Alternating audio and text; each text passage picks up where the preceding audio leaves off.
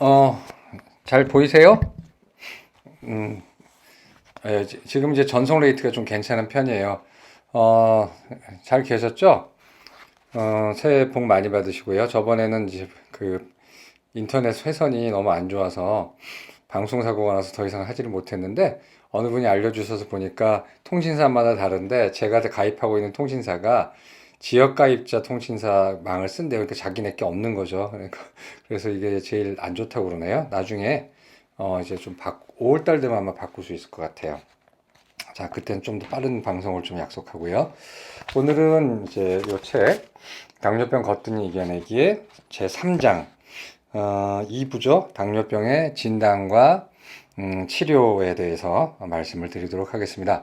그 1부를 굉장히 힘겹게 지나갔죠. 1부가 굉장히 사실 어려워서 저는 의사 독자분들도 100% 이해를 못했을 거고 전공이 아닌 분은 전공인 분은 제 얘기를 들을 일 없고 자기가 전공이니까 그 다음에 그 일반인들은 한 반도 이해 못했을 거예요. 본인들이 이해 이렇게 제 강의의 큰 장점이자 또 약점은 일단 얘기를 하면은 의사든 일반인 강의든 간에 굉장히 다 알아들은 것처럼 생각을 하게 하는 또 중요한 치명적인 장점과 단점이 있어요.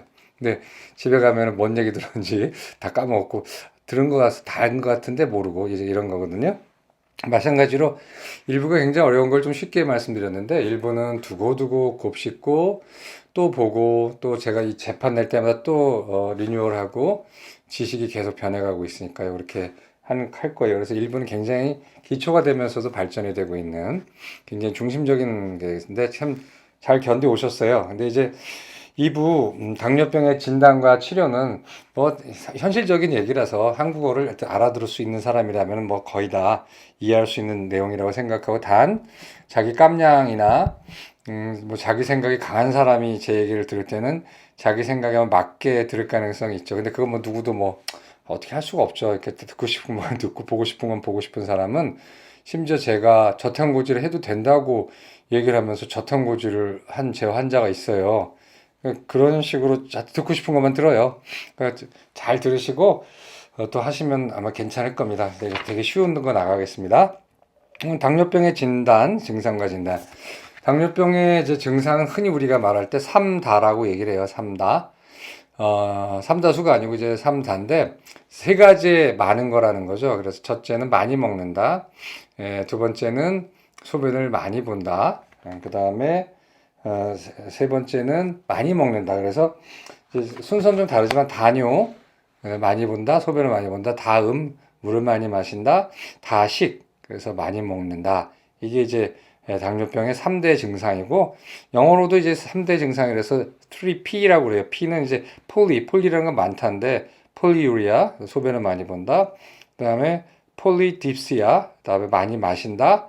폴리파지아, 많이 먹는다는 뜻이에요. 그래서 이제 이런 증상이 오는데, 옛날에 고전적으로는 이제 그런 증상이 많이 왔는데요.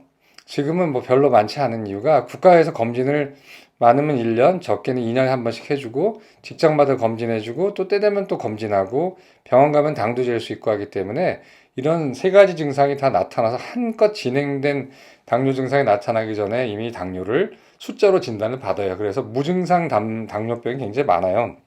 무증상 코로나처럼.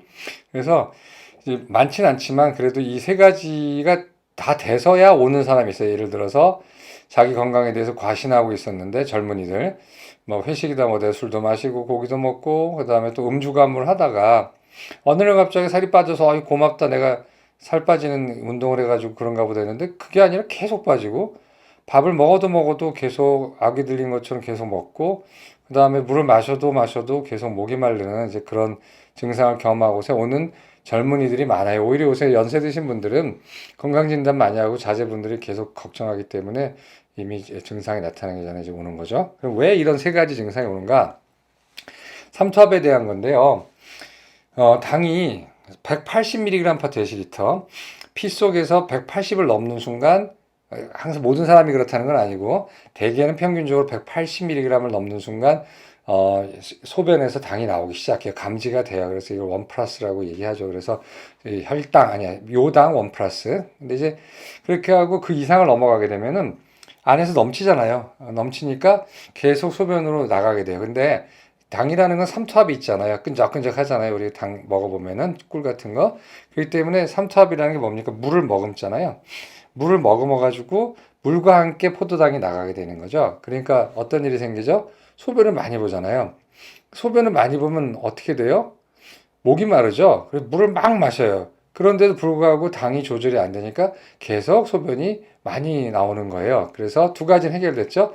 포도당이 우리 몸에 180mg/dL 이상이면은 포도당이 소변으로 나오기 시작하고 그 소변으로 나올 때 그냥은 안 나오고 물을 머금고 나오니까 물과 함께 나온다. 그러니까 체내에 물이 모자라니까 입이 마르고 목이 타고 그러니까 물을 마신다. 두 가지 증상 됐죠. 그래서 당뇨 다음. 근데 또 많이 먹냔 말이에요. 많이 먹는 거는 첫 번째로 돌아가세요.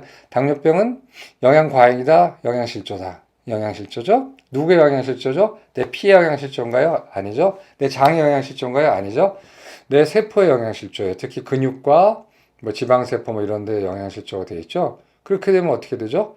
그 세포는 배고픔을 느끼잖아요. 저번에 말씀드렸죠? 아데노신 같은 것이 배고픔, 이제 먹고 세포가 에너지를 충분히 흡수해서 나오는 부산물이고 그 아데노신이 뇌로 가서 나 배불러 하고 하는 이제 얘기를 해주거든요. 근데 그 아데노신을 블록하는 게 카페인이고 그렇기 때문에 아데노신을 카페인을 먹게 되면 어떻게 된다고요? 배도 고플 수도 있고 또 하나가 이제 각성작용을 하는 거죠. 아데노신은 안정작용을 하는 거거든요. 자, 그런데 당뇨가 돼가지고 뭘 먹지 못하니까 아데노신이 안 나오니까 아우성을 치는 거예요, 세포가. 그러니까 어떻게 돼요? 뇌가 볼 때는 배가 고픈 거예요. 당은 지천으로 돌렸는데 물고기가 물에서도 목마르듯이 나는 분명히 포도당의 바닷속에 있는데 세포가 인슐린 저항성이나 인슐린이 나오지 않기 때문에 당이 못 들어가니까 세포가 영양실조 걸리니까 더 많이 먹어요. 먹으면 먹을수록 어떻게 돼요? 더 나빠지니까 세포는 더욱더 영양실조에 빠져요. 많이 먹는 거죠. 그 결과 뭐가 돼 있죠?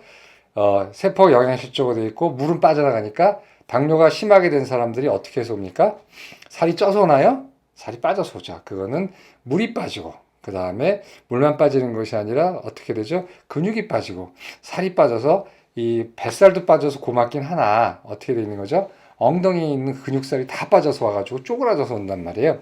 이제 그것이 바로 당뇨를 관리하지 않고 당뇨인지도 모르고 그냥 오래 있다가 오는 사람들의 세 가지 증상이죠. 3P, 3다 더하기 하나 더 보였죠? 체중 감소 때문에 오는 거예요. 근데 대신 인슐린 저항성이 해소가 되거든요. 어느 정도. 그래서 돌아가신 제 은사 고 허갑봉 교수님께서는 제 2형 당뇨, 1형 당뇨 말고 2형 당뇨를 몸의 영양실조로부터의 탈출이라고 얘기하셨어요. 그러니까 영양실조, 인슐린 저항성으로부터 탈출. 인슐린 저항성이 너무 심해지면 혈관도 망가지고 다 망가지니까 몸이 견디다 못해서 당뇨를 이제 당뇨가 되면서 살이 빠진다는 거죠. 그러니까 결과론적이고 윤리적인 해석이에요. 그러니까 그게 이제 꼭 그런 건 아닐지 몰라도 이제 어느 정도 일정 부분은 맞죠. 저항성이 너무 심해지니까 당뇨가 유발됨으로 해서 빠지는 살을 다 덜어내는 거죠, 몸이. 실제로 뭐 15kg 빼져서 온 사람들이 있는데 좋은 건 아니지만 근육이 다 빠졌으니까 이제 그렇게 해서 올 수가 있더라고요. 그러니까 1형 당뇨도 마찬가지예요. 일단 1형 당뇨도 2형 당뇨든 간에 혈당이 높게 되면 이 세 가지 증상이 올 수가 있어요. 특히 이제 1형 당뇨 어린이들이나 1형 당뇨 어른들은 천천히 적응돼서 온 게 아니고 갑자기 어느 날 갑자기 정말 도둑처럼 찾아온 그 췌장의 염증으로 인해서 자가 면역이죠. 갑자기 시작된 거기 때문에 아무 대비도 없는 거예요. 그냥 그대로 그냥 살이 빠져서 오거든요. 그래서 저희 병원 다니는 요새는 성인형 1형도 꽤 있어요. 옛날에 비해서 좀 많이 발견되는 것 같은데 그런 분들도 느닷없이 어디 출장 갔다가 아니면 뭐 그냥 본인이 목이 말라서 물 계속 먹고 있는데 어느 날 갑자기 내가 이상하다 그랬는데 살이 뭐 10kg 빠져 있어서 덜커덕 겁나서 병원에 왔더니 한 400에서 500mg/dl다. 뭐 이런 이제 진단을 받게 되는 거죠. 그래서 이렇게 이제 이런 세 가지 증상이 있을 수가 있어요. 그래서 이것이 당뇨병의 증상이죠. 그다음에 당뇨병의 진단 이제 얘기해 볼까요?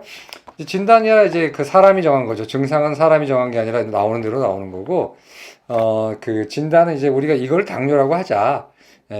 그렇게 얘기한 건데 네 가지를 보통 얘기해요. 네 가지를 보면 일단은 큰 단어는 공복 혈당을 갖고 이제 얘기할 수가 있고, 두 번째는 식후 혈당을 가지고 얘기할 수도 있고, 세 번째는 오럴 글루코스 톨러런스 테스트라고 하는 경구 포도당 부하 검사로도 얘기할 수 있고, 네 번째로 흔히 요즘 많이 하고 많이 또 대중화되어 있는, 옛날에 이게 어려웠어요 이게. 그리고 후진국에서는 아직도 못하는데 당화혈색소라는 거, 이런 것들이 이제 네 가지가 진단 기준이 될 수가 있는 거죠. 공복 혈당 기준이 제일 흔하죠. 왜냐하면 제일 빨리 할 수 있고 저기 뭐죠? 그 병원에 따라서 기준이 안 다르고 거의 비슷하죠. 혈당 재는 거에. 그래서 정맥 체열 혈당이에요. 이 끝에 있는 모세혈관 체열이 아니라 정맥 체열 혈당으로 봤을 때 126mg/dL 이상이면은 우리가 당뇨 의심이라고 얘기를 해요. 한 번 갖고는 안 해요. 왜냐하면 대개 이제 저한테 병원 오시는 분 중에 일부는 당뇨가 아닌데 이제 당뇨 위험이라 해서 진단받아 오는데 뭐 예를 들어서 대장 내시경 검사하거나 아니면 무슨 검진이 있을 때 재는 혈당 중에는 성격이 좀 예민하고 디테일하고 델리키트한 사람들은요. 밤새 걱정을 많이 하거나 아니면 그 콜로노 할 때 그 마시는 물 때문에 밤새 잠을 못 자고 막 이리저리 왔다 갔다 설사하다 보면은요. 당이 올라가게 돼 있어요. 그 아시죠? 제 블로그 보시고 유튜브 보신 분은. 그래서 완전히 심파시토니, 그러니까 교감신경 확 올라가가지고 혈당이 올라가 있는 사람이 있어요. 그래 한 번 갖고는 그래서 당신이 당뇨란 얘기 안 해요. 이제 그래서 두 번, 엄격히 말하면 두 번의 독립된 시츄에이션에서 쟀을 때 126mg/dL가 넘으면은 당뇨라고 한다라고 돼 있고요. 불과 한 10년 전인가 몇 년 전에 140mg/dL였는데 기준이 내려가고 있죠. 혈압도 맨 처음에 WHO가 맨 나중에 변경을 했는데 160에 90으로 얘기를 했었어요. 그 다음에 140에 90, 그 다음에 최근에 130, 80도 위험하다고 하는 게 왜 자꾸 숫자가 내려가느냐? 그건 이제 음모론자들이 좋아하는 의사와 제약회사의 협잡이 아니고 맨날 그 음모론자들은 참 재밌는 게 음모론은 어떻게든지 반박을 할 수가 없어요. 아무리 얘기를 해줘도 음모론이니까. 말도 편해. 자기의 오류를 증명하지 못하니까 얼마나 많이 편해요. 맨날 지금 음모론만 얘기하고 다니면 반박이 안 돼. 음모론은 과학이 아닌 이유는 과학이라는 건 반박 가능해야 돼요. 논증 가능하고 반박 가능해야 되지만 음모론은 반박할 수가 없어요. 그렇게 믿고 싶다는 거니까 아무리 해도 반박이 안 되니까 과학이 아니거든요. 사실 논자도 달라요. 음모설 뭐 이런 거죠. 근데 하여튼 그게 아니고 해보니까 140mg 미만이면 안전하냐? 안 그렇다는 거예요. 140 미만도 나중에 보니까 당뇨하고 똑같은 합병증이 생기더라. 그럼 그게 당뇨지 당뇨 아닌가? 이렇게 돼가지고 어느 선에서 우리가 타협을 해야 되는가? 왜냐하면 너무 기준을 낮추면 조기 경고에서 좋긴 하나 쓸데없이 모든 사람들을 환자로 만들고 모든 사람을 걱정하게 만들고 의사도 필요 없는 검사해야 되고 정말 환자한테 집중할 시간이 없거든요. 그래서 안 되는 거. 그리고 이제 그걸 뭐라고 하면 메디컬라이제이션이라고 그래요. 의료를 위해서 모든 걸 다 의료화해 버리는 거예요. 다 이건 병이다라고 막 이것도 병이고 이것도 병이고. 그건 또 안 되고.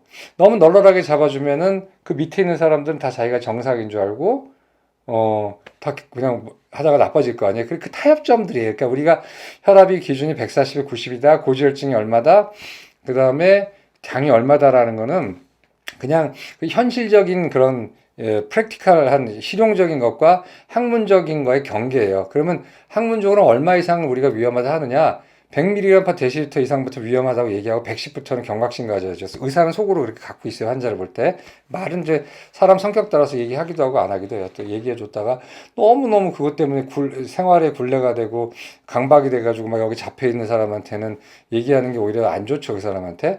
그러나 좀 차분하고 좀 팩트대로 받아들이고 이렇게 좀 의연한 사람한테는 얘기를 해줘요. 상시 126부터지만 그래도 110이면 좀 조심은 해야 된다. 약간 벌써 메커니즘이 좀 약간 이제 오류가 오고 있는 거다라고 얘기를 해주죠. 그래서 의사의 말은 이제 어떻게 보면 일종의 방편이라고 생각하셔도 돼요. 그러니까 어떤 사람한테 이렇게 얘기하고 어떤 사람한테 저렇게 얘기할 수가 있어요. 물론 완전히 반대되는 얘기를 하진 않지만 누구는 막 당신 문제라고 막 얘기하는 사람도 있고 어떤 사람도 괜찮다고 모르는 거 갖고 사냐고 레벨이 숫자가 똑같은데 그거는 그 사람의 성격, 그 사람의 수용성 여러 가지 감안해서 얘기하는 거예요. 그래서 의사는 과학자가 아니에요. 의사는 응용과학자예요. 인문학자이기도 하고. 그러니까 이제 의료하고 의학은 좀 다른 거죠. 그래서 하여튼 140이고요.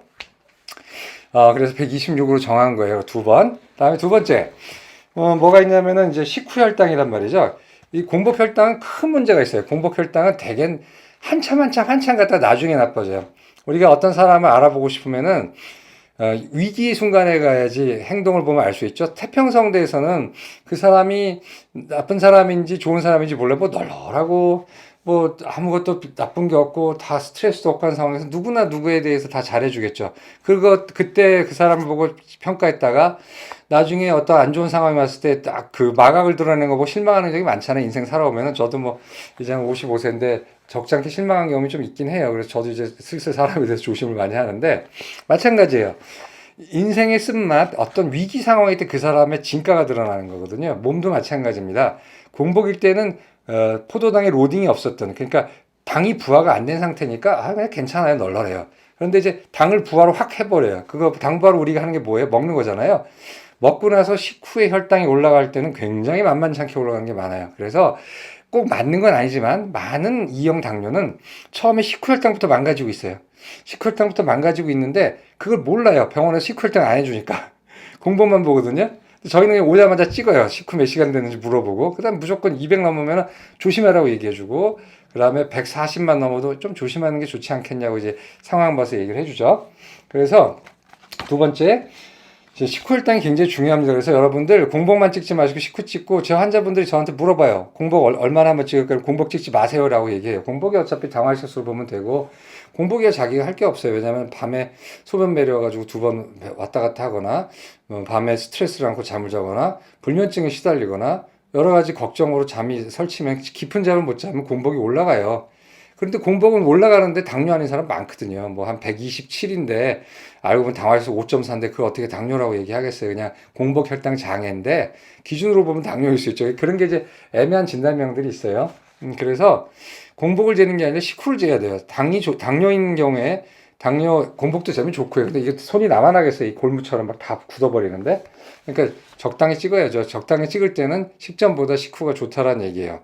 그랬을 때 식후 혈당이 200mg per 데시리터. 그러니까 근데 여기 단서가 있는데 식사와 관계없이 아무 때나 이거 랜덤 슈가라고 그래요. 랜덤 슈가. 그냥 아무 때나 찍었을 때 정맥혈로 혈당을 쟀을 때 200mg per 데시리터 이상이고 당뇨병의 전형적인 증상인 많이 먹기, 많이 마시기, 소변 많이 보기, 급격한 체중 감소 등의 증상이 동반되면 당뇨병을 진단한다 하는데 이거 이제 랜덤 슈가 안 하고 보통 이걸로 찍어서 보거든요. 근데 이걸로 진단 안 하지만 이걸로 240인데 당뇨가 아니라고 보겠어요. 그래서 당화혈색소 하면은 뭐 얼마나 하고 하는데 이 되게 재밌는 게 이걸 240에 넣어도 당화혈색소 5.7인 사람이 있어요. 근데 그 사람이 당뇨가 아니냐? 당뇨죠. 어떻게 당뇨냐? 세 번째 보실까요?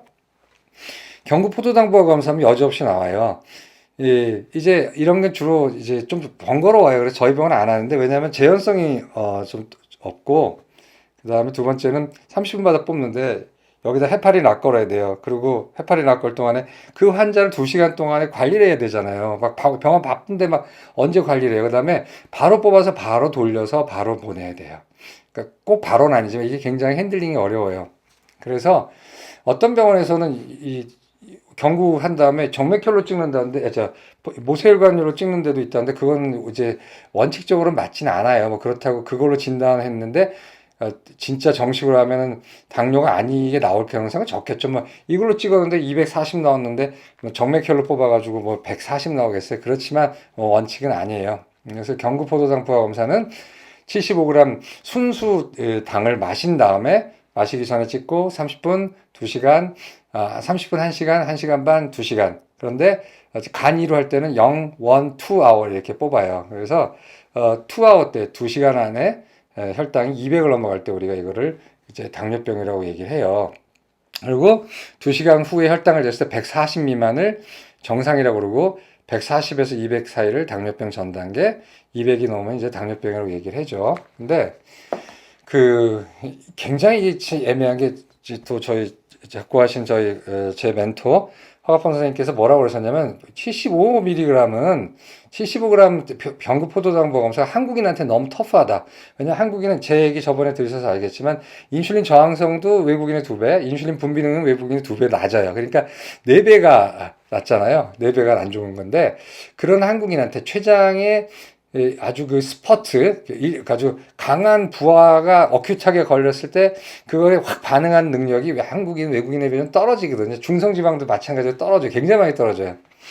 TG 갖고 이제 한 0시간, 2시간 이렇게 할 때 제가 8시간까지 피 뽑아본 적이 있는데 이제 저희 그 자원자 모아가지고 중성지방, 식후 중성지방에 한국인의 곡선을 보느라고 논문 쓰느라고 했는데 진짜 안 떨어져요. 그때 한국에 이제 일하러 온 우크라이나 사람도 있고 저쪽 중동 분들 있고 하여튼 뭐 여러 인종들이 있었고 한국 사람 했는데요.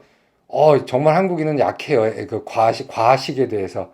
저기 그 중동 사람들이나 카자흐스탄이나 우크라이나 사람들은 한 시간만 딱 기름을 먹여도 두 시간째 TG가 확 140 미만으로 떨어져 있거든요. 한국인은 8시간까지 가나 그렇더라고 해보니까. 근데 마찬가지로 그렇기 때문에 한국인한테는 너무나 가혹한 검사라 당뇨가 아닌 사람도 당뇨로 만들 경향이 있다라고 하셨지만 달리 뾰족한 방법이 없어요. 세계적인 표준이기 때문에.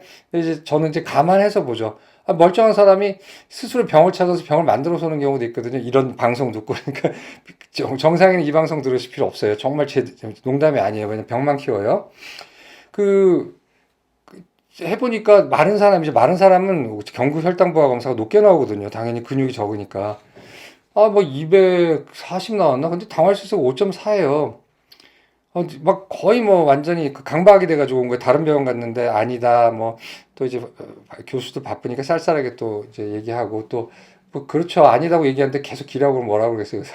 그래서 그렇게 해서 오는 경우가 있거든요. 그래서 경구혈당 부하도 저는 함부로 하진 않아요. 포도당 부하도 괜히 엉뚱한 사람을 애매하게 만들어서 뭐 당화혈색소 5.4, 공복혈당 97. 그런데 그 경구혈당 부하, 경구 포도당 부하 검사만 200이 넘었다. 당뇨라고 하지만 그 약을 주기도 좀 뭐하죠. 하여튼 그런 애매한 게 있어요. 그다음에 이제 당화혈색소는 완전히 좀 달라요. 공복혈당, 식후혈당, 경부포도당 부하 검사는 당시의 상황을 보는 거예요. 그런데 당화혈색소는 이 롱텀하게 보는 거죠. 그래서 2, 3개월 사이에 혈당의 값을 보는 거죠. 그 평균 값을. 그래서 가장 최근에 당뇨병 진단법을 왜 가장 최근에 인정받았냐면 표준화가 잘 안 됐어요. 이게 되게 어려운 검사였어요, 옛날에. 그리고 인종마다 다 달랐고 평균값이. 그래서 예를 들어서 당화혈색소가 실제로 높은데 낮게 나오는 이 그룹이 가만 있죠. 갑자기 헷갈려 버린다. 그 흑인 같은 경우는 당화혈색소가 실제보다 낮게 나와요. 낮게 나오는데 낮게 나오나? 높게 나온다. 네, 높게 나와요. 높게 나와서 이게 좀 약간 좀 그 해석의 여지가 있거든요. 그리고 또 뭐 예를 들어서 아프리카 이디오피아에서 이걸 한다. 이게 잘 안 나오겠죠? 그 다음에 또 표준화가 안 돼 있는 어디 한 달에 한 번 하는 검사실에서 한다. 이것도 안 되겠죠. 그래서 이게 골드 스탠다드는 아직도 이거가 완전히 인정을 받지 않을까. 어떻게 인정 안 받냐면은 당뇨에 대한 역학 검사에서 당화혈색소로 한 게 최근이에요, 최근. 전 세계적인 역학 검사. 왜냐면 못하는 나라도 있고, 표준화가 안 된 나라도 있고 그러거든요. 그래서 가장 최근에 인정받은 진단법이 이제 당화혈색소예요. 당화혈색소는 이제 2, 3개월 사이 혈당인데, 옛날엔 정맥혈만 인정했거든요. 이제 간이 검사에서 여기서 찍어서 하는 거 있는데, 저희 병원도 진단할 땐 이걸로 쓰지만, 이제 팔로업, 그 환자를 추적할 땐 이걸로 써요. 이걸 쓰는데, 이제 미국 같은 데서는 이미 그 간이 검사조차도 이 정맥혈 검사하고 거의 편차가 없다 해가지고 재작년인가 작년 말에 진단으로도 인정을 했어요. 근데 한국은 이제 곧 따라 하겠죠. 근데 아직은 뭐 인정한다는 얘기 못 들었어요. 그래서 저희 병원은 또 어떤 분이 여기서 찍고 어떤 분이 여기서 찍는데 여기서 찍는 분이 이제 이미 진단 받아서 온 분, 뭐 새로 진단할 필요 없고요. 근데 처음에 온 분들은 이제 여기서 정맥혈을 뽑아서 보는 거죠. 자, 그래서 당뇨병의 진단은 정상치 5.6%. 이것도 변했어요. 이게 한 3년 사이 변했나? 5.9였거든요. 당뇨병 전 단계가. 근데 5.8이 괜찮냐? 5.7이 괜찮냐? 하다 보니까 5.8도 안 좋더라는 거예요. 그래서 이렇게 가다가 이렇게 올라가는 시점에 중간값을 보통 역학적으로 취해요. 올라가기 시작한 데를 취하게 되면은 위험률이 이거 너무 많은 대중들 파퓰레이션을 다 그 당뇨 전 단계로 공포로 몰아넣는 거거든요. 그야말로 메디컬라이제이션이고 너무 위로 치받으면은 그 먼저 경고해서 우리가 구해줄 수 있는 사람을 놓치는 거거든요. 그래서 그런 양날칼이에요. 진단 기준이라는 건 양날칼이 그런 고뇌가 있는 거거든요. 그 의사들하고 역학자들의 이제 하여튼 그렇게 해가지고 이제 5.9였는데 3, 4년 전에 5.7로 내려갔어요. 그래서 제가 5.7, 5.8은 심하게 경고 안 해요. 즉, 그 체험적으로도 5.7, 5.8은 잘하면 도로 내려가는데 이제 정말 마지노 라인이 5.9예요. 5.9부터는 당뇨가 될 수 있는 리스크가 쾌쾌쾌쾌 올라가거든요. 그래서 6.2, 6.4 되면 당뇨로 거의 당뇨예요. 사실 뭐 그럼 6.4%가 당뇨 아니겠어요? 당뇨지? 6.5나 6.4 한 끗 차이고 랩 에러 같은 게 있을 수가 있으니까. 그러니까 그 이제 그런 거죠. 그래서 꼭 이거를 고지고대로 6.5% 이상을 당뇨병이라고 진단한다. 난 6.4야. 아니, 그것도 당뇨에 거의 당뇨죠. 뭐 임박이죠. 자, 그래서 당뇨병의 진단은 이 네 가지를 다 충족하면 되느냐? 아니에요. 하나만 충족하면 얘기가 끝나요. 그러니까 공복 혈당이 2번 이상 126mg/dL 이상으로 측정될 때 정맥혈로. 두 번째, 아무 때나 뽑은 측정 혈당, 랜덤 슈가라고 그러죠. 영어식 발음은 랜덤 슈가라고 그러는데 영국식으로 200mg/dL 이상이면서 당뇨병의 증상이 있을 때. 그러나 뒤에 것도 이제 거의 무시하고 200만 넘어가면 이거는 당뇨의 가능성이 있죠. 이것만 갖고는 진단 안 하죠. 당화혈색소를 보거나 이제 하는 거죠. 그다음에 경구포도당부화 검사에서 2시간이 200mg/dL 넘을 때, 당화혈색소가 6.5% 이상일 때를 우리가 이제 그 중에 한 가지라도 있으면 우리가 당뇨라고 얘기한다. 이제 얘기하는 거죠. 당뇨병의 종류는 사실 지금 종류는 과학적인 분류가 아니고 편의상 경험상 분류예요. 옛날에 1형과 2형으로 나눴죠. 1형은 이제 인슐린 의존성 당뇨, 그러니까 췌장이 자가 면역으로 망가져가지고 아무 잘못도 없이 자가 면역으로 망가져서 갑자기 췌장에서 인슐린이 안 나오는 그런 당뇨를 1형 당뇨라고 얘기하고, 2형 당뇨는 처음부터 그런 게 아니라 인슐린 저항성부터 시작해서 천천히 진행돼서 당뇨가 오는, 아직까지는 인슐린이 그래도 잘 나오는, 그러나 인슐린 저항성 이길 만큼 나오진 않는 당뇨를 2형 당뇨 또는 인슐린 비의존성 당뇨라고 얘기해요. 가끔 의사도, 전공 아닌 의사도 헷갈리고 환자들이 더 헷갈리는데, 2형 당뇨로 시작했는데 나중에 이제 한 10년 정도 했는데 잘 조절도 못하거나 아니면 뭐 췌장이 워낙 약했거나 해가지고 나중에 인슐린이 안 나와서 인슐린을 맞는 환자가 있어요. 그 사람은 1형일까요, 2형일까요? 이걸 갖고 가끔 1형이라고 하는 의사도 있고 환자도 있어요. 2형이에요. 시작된 게 2형은 2형이에요. 2형이 계속하다가 안 좋아가지고 인슐린을 맞는다 하더라도 그건 2형이에요. 1형 아닙니다. 그거 헷갈리지 마세요. 그래서 2형으로 시작해서 1형이 되는 경우는 없어요. 단 2형이 아니었는데 진단이 잘못된 경우 있죠. 처음에 너무 감쪽같이 2형처럼 시작하는 당뇨가 있거든요. 1형인데 몇 년 만에 확 1형으로 실제로 가는 거. 얼마 전 미국 영국 보수당의 여자 총리 있었죠. 이번에 머리 엉클어진 사람 전에 했던 여자 총리인데, 메이 총리가 그 양반이 2형인 줄 알았는데 당뇨가 생긴 지 2년 만에 인슐린을 쓸 정도로 나빠져서 알고 보니까 1형이었다는 거죠. 이제 그거를 성인형 1형 당뇨라고 얘기해요. 그래서 좀 이따 말씀드릴게요. 그래서 그것만 좀 헷갈리지 않게 하세요. 2형 당뇨입니다. 그다음에 1형 당뇨는 이제 청소년기에 많이 발생해요. 거의 95% 이상이. 인슐린을 분비하는 베타 세포가 자가 면역이죠. 자가 면역에 의해서 뭔지 몰라도 자가 면역이 트리거링 된 거예요. 뭐 감기가 걸리거나 아니면 어떤 모르는 바이러스에 지나가거나, 아니 어떤 경우에 있어서든지 나의 면역 체계를 무엇인가 확 화나게 하고 갔어요. 또 화나게 하고 갔는데 그놈은 안 때리고 췌장을 때리는 거예요. 그 뭐라죠? 종로에서 뺨 맞고 한강 가서 분풀이하는 게 이제 1형이거든요. 뭐냐면 어떠한 원인, 잘 모르는 원인에 의해서 내 면역 체계가 좀 약간 늘 이렇게 좀 올라가 있는 상황인데 거기에 어떤 애가 자극이 들어왔어요. 뭐 스트레스일 수도 있고 우리가 모르는 바이러스일 수도 있고 감기 바이러스일 수도 있고, 코로나가 싹 지나갔는데 막 거기에 화가 났는데 얘는 이미 끝난 거예요. 누구라도 패야 되잖아요. 제가 요새 잘 보는 게 강훈련사의 개 뭐죠? 개 훌륭한 게 세상에 나쁜 게 없던 저쪽이고, 하여튼 개는 훌륭하단가? 하여튼 그거 보면은 개들끼리 막 사람 보고 짖다가 지네끼리 막 싸우죠. 갑자기 화가 막 흥분되니까. 이제 그런 식이에요. 그래서 딱 맞는 비유예요. 그래서 외부에서 뭔가에 의해서 몸이 자극을 받았는데 그 걔네가 지나간 다음에도 나는 그냥 자기를 물어뜯는 거죠. 그게 하필이면은 그 대상이 이제 췌장이 된 거예요. 그래서 췌장 세포가 이제 망가지는 거죠. 그래서 이거는 이제 근데 알고 보니까 30대에도 오고 이제 50대에도 와요, 이런 일이. 그래서 무조건 옛날처럼 어린 때 소아기 때 생긴 당뇨는 1형 당뇨, 나이 들어 생긴 당뇨 2형 당뇨를 할 수도 없는 게, 요새는 소아 비만이 하도 많아가지고 소아기 때 2형 당뇨가 오는 경우가 있어요. 뭐 한 8살은 좀 거짓말, 12살 때.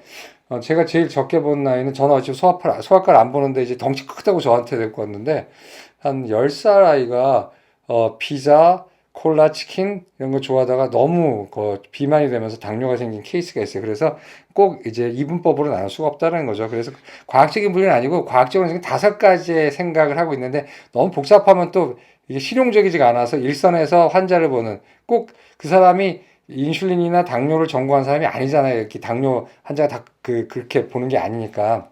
근데 안 그래도 소화기도 분류가 있고 소화기 환자도 봐야 되고 고혈압 환자도 분류가 있고 고혈압 환자도 봐야 되고 그 다음에 뭐 알레르기 환자도 봐야 되는 일선 내과에서 당뇨 분류가 5가지로 되면 보겠어요. 그런 여러 가지가 있어요. 그래서 제가 고지혈증하고 인슐린 저항성 전공인데 옛날에 고지혈증에 있어서 LDL을 계속 고집해서 왜 LDL보다 더 정확한 게 아포비인데 왜 아포비로 기준을 다시 잡지 않느냐고 제가 옛날에 교수 있었을 때 굉장히 유명한 스코트 앤 브룬디라고 미국 가이드라인을 정하는 아주 고지혈증의 거장이 있었어요. 그분하고 이제 얘기를 했는데 저한테 얘기하는 게 콜레스테롤이 심근경색이 안 좋다라는 거가 이미 전문가 사이에서 알려졌지만 그것이 일반 의사, 일반 대중에게까지 알려졌는데 40년이 걸렸고 토탈 콜레스테롤이 아니라 LDL이 중요하다라는 것도 전문가 사이에서 대중에게 전파되는데 2, 30년이 걸렸고 이제 그게 정착되는 단계인데 우리가 다시 아포비를 얘기하면은 그것 또한 혼란스럽기 때문에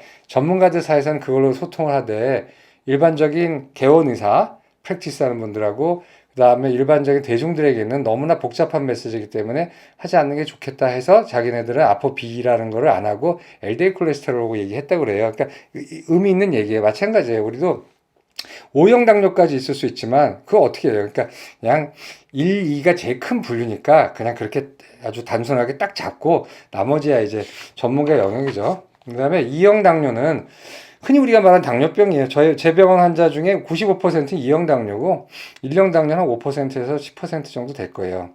4, 50대에 발생하는데 뭐 점점 내려가죠. 이렇게 화랑방탕하게 술을 음주감을 즐기고 그다음에 저기 뭐죠? 그렇게 막 초딩 맛으로 하니까 막 생기더라고요. 그리고 잘못된 식습관은 비만, 지방간, 뭐 근육 부족이고 그다음에 이제 약 먹는 게 원칙이죠. 그러다 나중에 여기 나오죠. 2형 당뇨가 나중에 인슐린 받게 1형 당뇨가 되는 거가 아니에요. 그냥 인슐린 비의존 당뇨예요. 그런 거죠. 그래서 여기 테이블 67페이지 보면 1형과 2형 잘 나눠놨어요. 근데 꼭 절대적인 건 아니에요. 1형은 청소년기 전기역적이고 급박하게 진행되고 염증으로 췌장이 파괴되어 인슐린이 나오지 않고 자가 면역에 의한 췌장 파괴, 인슐린 주사, 예방법은 없음. 그다음에 유병률은 전체 당뇨병이 1에서 5% 정도 된다. 그러는데 제가 말씀드렸죠. 절망하지 않아도 되는 게 나중에 5년 정도 안에 되면은 일주일에 한 번 맞는 인슐린 나올 것 같고 나온다고 제가 책임지는 거 아니고요. 그다음에 먹는 약도 지금 개발 중이니까 나올 것 같고. 그러니까 너무 걱정 안 하셔도 돼요. 그냥 그때까지만 몸 건강히 잘 계시면 되고요. 임신성 당뇨병은 이제 제 영역은 아니에요. 저는 이제 산모를 보지 않기 때문에 임산모를 보지 않기 때문에 그렇지만 뭐 임신성 당뇨는 이제 노산이 많아지니까 32살을 노산이라고 생각 안 하더라고요 요즘. 근데 이제 그 시대에 따라 좀 다르지만 아마 정의하면 26세 이상이 노산일걸요 아마. 하여튼 그런 거예요. 그래서 임신성 당뇨병은 요즘 많아지더라고요. 왜냐면 산모 자체가 비만에서 시작되고 이제 그런 게 있어요. 그래 보면 25세 이후에 임신성 당뇨가 잘 되는 사람들은 꼭 단다는 건 아니고 그 위험, 그러니까 꼭 잘 모니터 해야 된다는 거죠. 임신 전에 당뇨병 전 단계가 있었다는 거, 비만이나 당뇨병의 가족력, 이전 출산에서 임신성 당뇨병, 읽어보면 뭐 다 맞는 말이죠. 임신 전 과체중, 이건 뭐 그렇겠죠? 뚜렷한 이유 없이 사산, 조산, 유산 등의 경험한 거, 동양인, 히스패닉, 흑인, 백인 빼놓고 다네. 이제 이런 거예요. 요거는 이제 산부인과 영역이라 제가 넘어갈게요. 그래서 여기서 이제 내과 영역에서 중요한 거는 임신성 당뇨는 되게 진단해서 한 다음에 어떤 경우에는 그냥 약도 안 먹고 임신이 끝나면 다 좋아지거든요. 인슐린 좀 맞다가. 그러면 이제 잠잠해져서 좋은 걸로 생각하지만 실제로는 나중에 쭉 보면은 임신성 당뇨가 있다가 좋아진 사람이 당뇨병이 20배 더 잘 생긴다고 얘기가 나왔단 말이에요. 20배인지 아닌지 이거는 그 파퓰레이션에 따라 좀 달라요. 그 인구에 따라서. 하여튼 간에 좀 높겠죠. 그래서 가끔 1년에 한 번 정도 당화혈색소 좀 하시고 이렇게 하는 게 좋아요. 이렇게 당뇨병이 많이 발생했다고 했을 때는 뭐냐면 이 나라는 우리나라만큼 이 병원 접근성이 좋지 않아서 여기 오른쪽에 71페이지 보면은 여러 가지 사정으로 인해서 의사를 자주 보기 힘든 사회에서 행해졌단 말이에요. 상위 1년 내에 의사를 방문한 사람이 50%, 2년째 방문한 사람이 30%도 되지 않은 그런 나라였다는 거예요. 왜냐면 의사 진료비가 비싸거든요. 그리고 검사비는 더 비싸잖아요. 미국은 300달러고 뭐 다 그렇잖아요. 미국 우선 좋겠어요. 근데 소송도 많이 나가죠. 근데 이제 우리나라 같은 경우는 자주 올 수 있잖아요. 그래서 각 1년 한 번 정도는 제가 볼 때는 임신 당뇨 끝난 다음에 당화혈색소 혈당을 측정하시는 게 좋아요. 확실히 좀 높더라고요. 그 다음에 성인용 일형 당뇨 라다. 라다는 차를 좋아하시는 분은 아시겠지만 소련의 유명한 차예요. 차 이름이라서 제가 라다를 치게 되면은 아마 검색해 보면은 소련 차가 먼저 나올 거예요. 본 수프리머신가 그 제임스 본이 저기 소련의 모스크바 가가지고 추격전 벌릴 때 훔쳐 탔던 그 택시가 라다예요. 그 아주 탱크 같은 차입니다. 안 타봤지만. 근데 그 뜻이 아니라 여기서는 latent autoimmune diabetes in adult. 어른한테서 생기는 나중에 시간을 질질 끌다 생기는 자가 면역성 당뇨란 뜻이에요. 일형 당뇨죠. 일형인데 성인형 일형 당뇨라고 얘기를 해요. 일형 당뇨, 이걸 옛날에 1.5형이라고 얘기했는데 1.5형은 여러 가지로 얘기했어요. 영양실조형 당뇨도 1.5형이라고 그랬고 그 다음에 지금 라다도 1.5형이라고 옛날엔 얘기했어요. 그래서 1.5형 요즘 잘 안 써요, 분류를. 당뇨병이 생긴 생활습관도 없고 비만, 예를 들어서 내가 어디 부산에 출장 갔는데 갑자기 그날 밤부터 소변이 팍팍 나오고 뭐 밤내 갈증으로 시달려가지고 이게 뭔가 해가지고 이제 응급실로 한번 무서워서 갔더니 당이 500이 나오더라. 이제 이런 경우거든요. 느닷없이 아무 문제 없이 정말 바른 생활 사나이였는데 갑자기 그런 사람이 있단 말이에요. 이제 라다예요, 이게. 그래서 또는 이형 당뇨로 생각했어요. 그래서 뭐 적당히 체격 있고 C펩타이드가 뭐 한 파스팅 레벨이 공복 레벨이 한 1.4 정도 넘고 괜찮네. 그러면 이형 당뇨겠거니 하고 치료를 하기 시작하는데 어느 날 갑자기 당이 막 조절이 안 돼서 막 팍팍팍 나빠지는 사람, 진단 2, 3년 만에 인슐린 써야 되는 사람, 이런 사람들은 이제 검사해 보면 나오는 거죠. 그래서 일형 당뇨병에 비해 단지 발생 연령이 높고 임상 경과가 조금 느리게 진행하는 거예요. 그래서 자가 면역성 당뇨병, 오토이뮨 디지즈 다이아베티스인데 성인기에 어덜트, 인 어덜트죠. 서서히 레이턴트 해서 레이턴트 오토이뮨 다이아베티스 인 어덜트 이렇게 얘기하는 거예요. 그래서 이런 게 좀 많아지고 있어요. 그래서 최근 옛날에는 이형 당뇨, 어른 당뇨가 면 다 그냥 무조건 이형이라 생각하고 했는데 최근에는 이게 좀 약간 냄새가 난다라는 경우가 있어요. 이게 좀 이상하다, 특이하지 않다. 가족력이 없고 아예 평소에 너무 바른 생활을 살았고 뚱뚱하지도 않았는데 왜 이랬지? 그리고 너무 처음에 오는 당뇨치고는 너무 프레젠테이션이 좀 과격하고 급해. 당이 확 올라가 있어요. 이상하다 할 때 이제 가끔 이제 GAD 엔티바디를 게드 엔티바디라는 걸 보내죠. 췌장 베타 세포에 대한 자가 면역 항체예요. 그러면 이제 양성 나오면 이 사람은 라다구나라고 하는데 아직은 괜찮은 사람이 있어요. 그러니까 인슐린 좀 나오고 하지만 언젠가는 일령으로 확 빠지니까 그런 경우는 인슐린 하나 주고 갖고 있어야 하는 경우도 있어요. 병원에 올 시간 없으면 맞으라고.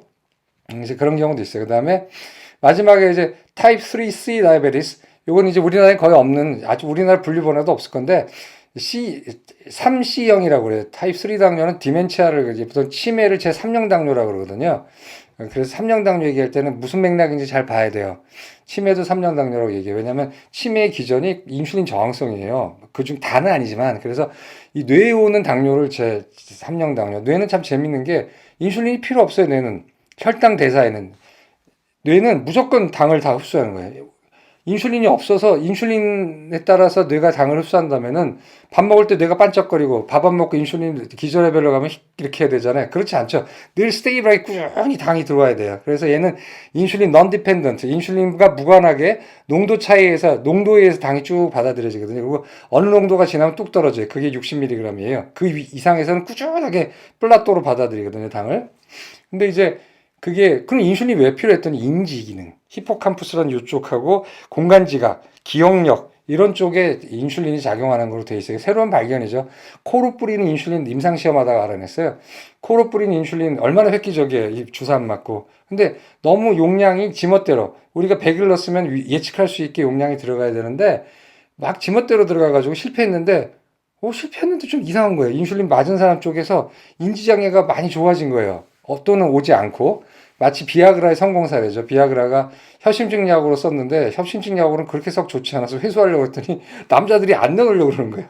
그래서 왜 안 넣느냐고 그랬더니 발기부전에 되게 좋더라 해가지고 그러면 약에 새로운 옷을 입혀야겠다 해가지고 비아그라가 된 거거든요.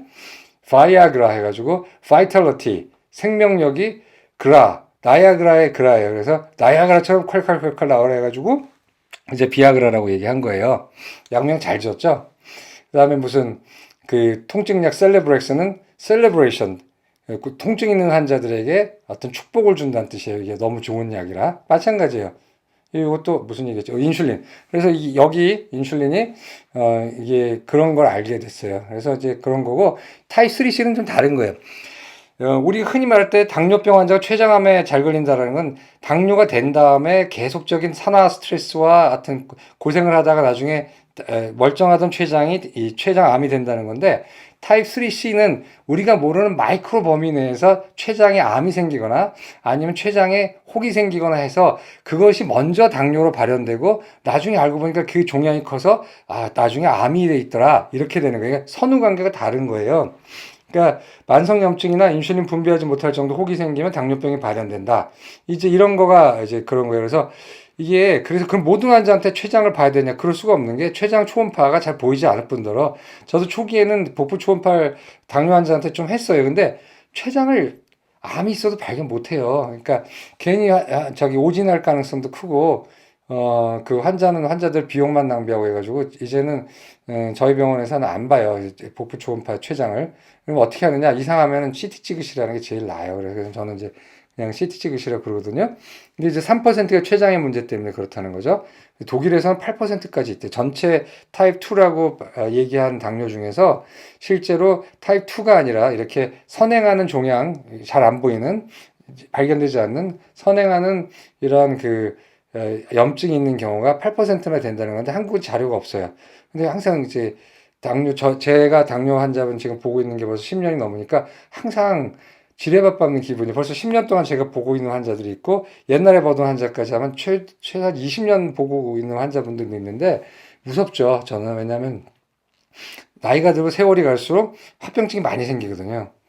여러 가지 합병, 뭐 전범위 합병증이 다 생겨요. 그래서 당뇨 쪽하고 그 혈액 쪽이 내과의 꽃이에요. 제가 보기에도. 근데 온 혈관이 가는 모든 곳은 다 생기잖아요. 그러니까 환자부터 전체적으로 생각해야 되니까 이 머리 흰 거 보세요. 이거 뭐 사실은 거짓말이고 아버지가 워낙 30대부터 저기 세치가 있어서 좀 염색은 하셨지만 하여튼 그 영향도 커요. 너무 이제 전체적으로 봐야 되니까 짧은 시간 내에 이건 어떨까 저건 어떨까 어떤 환자의 말이나 증상이나 표정이나 자세에서 클루를 잡아내야 되거든요. 그러니까 머리가 새죠.